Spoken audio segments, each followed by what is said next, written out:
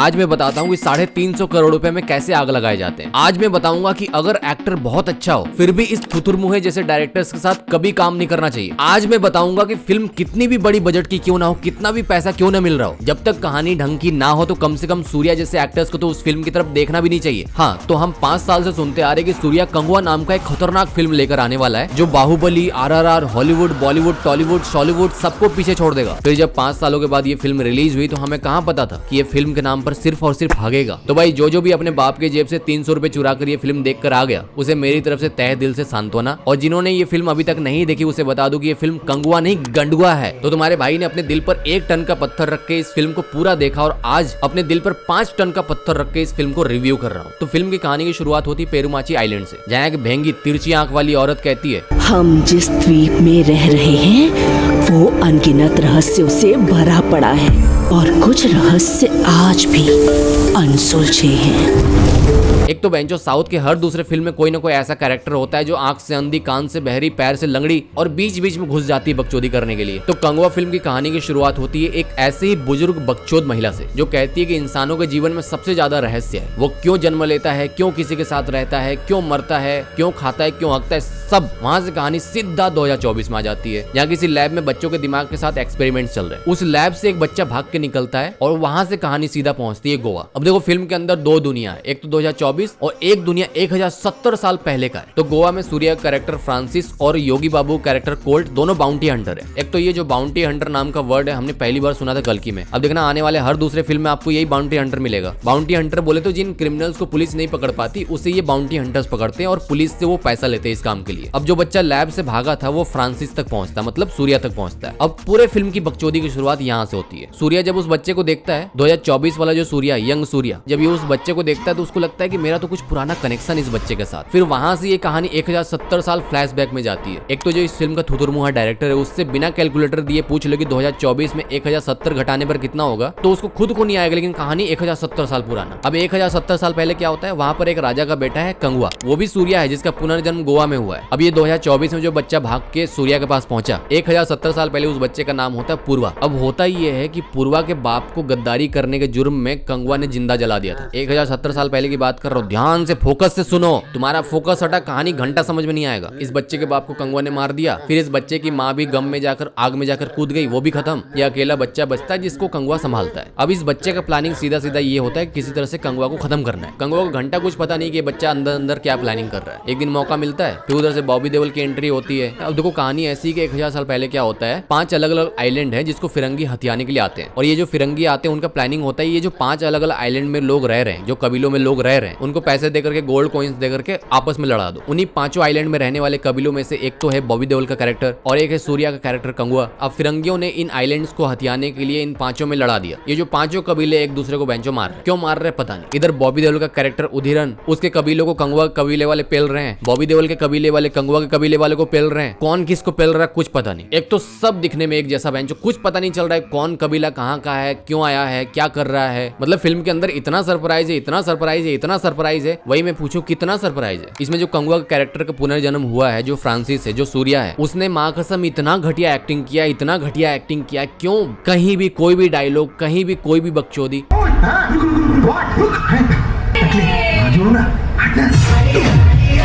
दूसरा इसके साथ दिशा पाटनी क्यों लिया, काई को लिया। एक चीज तो पक्का है, दिशा पाटनी को हर फिल्म में इसलिए लेते हैं ताकि उसके सुंगड़ी में उंगली घुमा सके, उसे आइटम नंबर बना के नचवा सके, थोड़े बहुत फ्लैक्स मार सके। एक तो यार दिशा पाटनी जब फिल्म के अंदर मुंह खोल रही है तो मन कर रहा है कि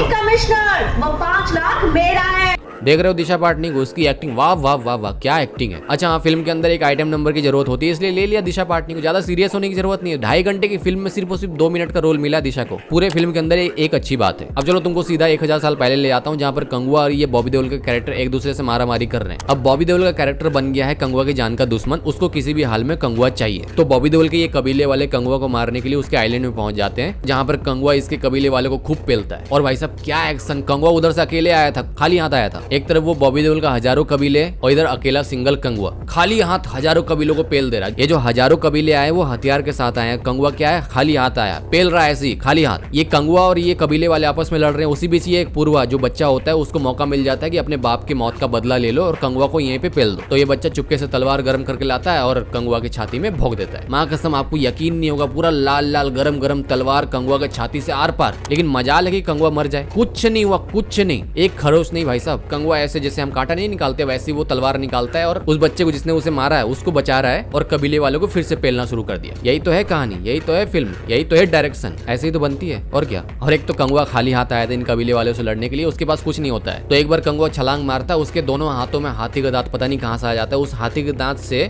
जो पूरे कबीले को वो पेलता है। अगर कंगुआ खाली हाथ लड़ने गया तो ये हाथी का दांत आए कहां से, कोई सेंस नहीं, कोई लॉजिक नहीं। हाँ तो कहानी आगे बढ़ती, जैसे ही कंगुआ के कबीले वालों को पता चलता है कि इस बच्चे ने कंगुआ को मारने की कोशिश की तो कंगुआ क्या बोलता है, नहीं नहीं ये मेरा बेटा, कोई हाथ नहीं लगाएगा। इसके बाद क्या करते हैं ये कबीले वाले मिलकर कंगुआ को लात मार के निकाल देते। आग झोपड़ी के, एक तो बच्चा तेरी मारने पे तुला है तो उसको बचाने पे तुला है, तो कंगुआ ये बच्चा दोनों को लात मार के कबीले से निकाल दिया जाता है। फिर ये दोनों काली जंगल काली पहाड़ी, एक तो बेंचो हर साउथ के फिल्म में कोई ना कोई काली पहाड़ी, लाल घोड़ा, पीला जंगल और पता नहीं क्या क्या होता ही होता है। बीच बीच में मुझे लगा कि मैं देवरा देख रहा हूँ कि कंगुआ देख रहा हूँ, क्या देख रहा हूँ मैं, कंगुआ देख रहा हूँ गंडुआ देख रहा हूँ, क्या देख रहा हूँ मैं मुझे कुछ समझ नहीं आ रहा। मैं पूछ रहा हूँ आजू बाजू वालों से, भैया तुम्हें कुछ समझ में आ रहा है? उसने 2 गाली देकर मुझे बोला कि बेंचो डिस्टर्ब मत कर, मुझे फोकस करने दे, मुझे भी कुछ समझ नहीं आ रहा। तो ये लाल घोड़ा, पीली पहाड़ी, काला जंगल, वहां पर ये बच्चा और कंगुआ दोनों आपस में किसी तरह सर्वाइव करते हैं। बच्चे के अंदर खूब ऐंठ बेंचो तब भी बोल रहा है कि नहीं हम कंगुआ को पेल कराएंगे, एक दिन खत्म करके रहेंगे। तो कंगुआ क्या बोलता है कि जिस दिन मैं पूरे बाकी कबीले वालों को खत्म कर दूं और अपने कबीले वालों को बचा लो उस दिन तुम मुझे पेल देना। कंगुआ उस बच्चे को प्रॉमिस दे रहा है कि तुम ही मुझे एक दिन मारोगे। उसी पीली पहाड़ी, लाल घोड़े, काले जंगल में पता नहीं क्या क्या वहां पर क्या होता है एक बार कि उस बच्चे पर एक मगरमच्छ अटैक करता है। अब मगरमच्छ देखो 12-15 फीट का मगरमच्छ, तो क्या लगता है क्या होगा? पीछे से कंगुआ आता है, मगरमच्छ को पकड़ के ले धपाक ले खपाक, मगरमच्छ की गुद्दी लाल कर देता है, खत्म, मगरमच्छ खत्म। बेंचो ऐसे उठा के पटक दे रहा है जैसे वो 12-15 फीट का 1-1.5 टन का मगरमच्छ ना हो कि एक चूहा हो गया। इतना बकचोदी काफी नहीं था, इसके बाद भी 1 घंटा बकचोदी और झेलना था भाई साहब, मेरे से नहीं हो रहा था लेकिन मुझे देखना पड़ा, मुझे रिव्यू भी तो करना है। पूरे फिल्म में ये 5 कबीले वाले बेंचो एक दूसरे को पेले जा रहे हैं और ये ऐसे चिल्ला रहे हैं कि आपका कान फट के गुब्बारा हो जाएगा। फिल्म का बीजीएम इतना तेज क्यों है, कान सुन्न हो रहे थे मेरे। और ये पूरे जंगल में ये एक कंगुआ,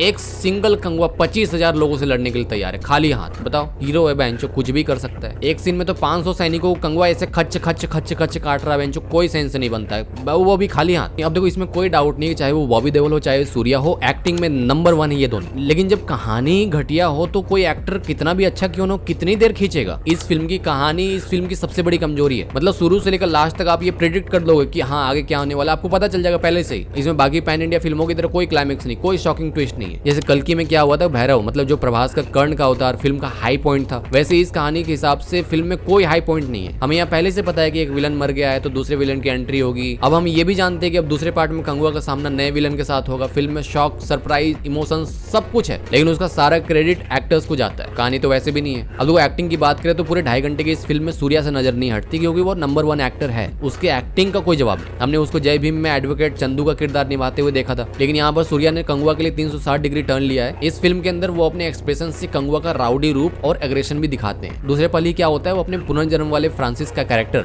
एक पूरी तरह से अलग कैरेक्टर है। देखो सूर्या एक ऐसा एक्टर है जो अपनी हर फिल्म में कुछ ना कुछ अलग करने की कोशिश करते हैं, जिसमें वो कई हद तक सक्सेसफुल भी होते हैं, लेकिन कोई किसी कहानी को कितना ही खींच लेगा जब उसकी कहानी घटिया है। बॉबी देओल ने भी इस फिल्म में अपने कैरेक्टर को लेकर जस्टिस किया है, लेकिन ये सूर्या के फिल्म है, पूरी फिल्म में उनसे नजर नहीं हटती कि ऑडियंस बॉबी देओल की तरफ भी देखे। बॉबी देओल और सूर्या का सीन अगर होते और ज्यादा होते तो और मजा आता। इस फिल्म में उन दोनों को एक साथ देखना किसी विजुअल ट्रीट से कम नहीं है, लेकिन मेन विलन होने के बावजूद फिल्म में बॉबी देओल की स्क्रीन टाइमिंग बहुत बहुत बहुत कम है। हमने देखा था एनिमल में मात्र 5 मिनट के लिए बॉबी देओल आता है और पूरे फिल्म में आग लगाकर चला जाता है। बॉबी देओल को यहाँ पर वैसा प्रेजेंटेशन भी नहीं मिला है, मौका ही नहीं मिला कि बॉबी देओल अपनी एक्टिंग दिखा सके। अभी वो दिशा पाटनी को इसलिए लेते हैं ताकि स्वादानुसार ग्लैमर थोड़ा फिल्म में दिख जाए, बाकी उनका कोई खास काम है नहीं। उसको नहीं भी लेते तो भी चलता। कहानी मुझे बिल्कुल समझ नहीं आया, बहुत घटिया, मेरा पैसा पूरा बर्बाद, टाइम बर्बाद। पैसा तो चलो ठीक है लेकिन टाइम 2.5 घंटे पूरे बर्बाद। तुम्हें जाना हो तुम समझ लो अपना। दुख की बात यहाँ सिर्फ सूर्या जैसे एक्टर्स के लिए, वो इतना अच्छा एक्टर है। सूर्या की आप कोई भी पुरानी फिल्म उठाकर देख लो, उनकी सिंघम, गजनी, गजनी 2, सूर्य पोट्टू जैसी फिल्मों की हिंदी रीमेक बनी है। इनफैक्ट हिंदी ऑडियंस में भी भर भर के सूर्या के फैंस हैं। लेकिन इस बार सूर्या ने क्या गलती कर दी कि शिवा, इस फिल्म के डायरेक्टर शिवा के साथ मिलकर इस कहानी में काम करके अपनी सारी इज्जत मिट्टी में मिला ली। सूर्या ने सोचा हो कि हमें भी पैन इंडिया स्टार बनने का मौका मिला, बाहुबली, RRR जैसी फिल्मों में काम करने का मौका मौका मिला तो कर लेते हैं। रामचरण जूनियर, एनटीआर, प्रभास की तरह हम भी पैन इंडिया स्टार बन जाएंगे। लो, बन गए स्टार। और एक सबसे बड़ी दुख की खबर ये है कि इस फिल्म का पार्ट 2 भी आएगा। क्यों आएगा हमें नहीं पता, लेकिन तुम बता दो, तुमको लगता है कि क्या तुम इस फिल्म को देखने गए थे तुमको फिल्म कैसी लगी, और अगर तुम्हें ये फिल्म अगली बार फिर से देखने को मिले, मतलब पार्ट 2 के रूप में, तो क्या तुम देखने जाओगे? तो उस हिसाब से तुम कुल मिलाकर कैलकुलेट करके ये बता दो क्या इस फिल्म का पार्ट 2 बनना चाहिए। बाकी जो भी लोग इस फिल्म को देख कर आए, अगेन मेरी तरफ से उनको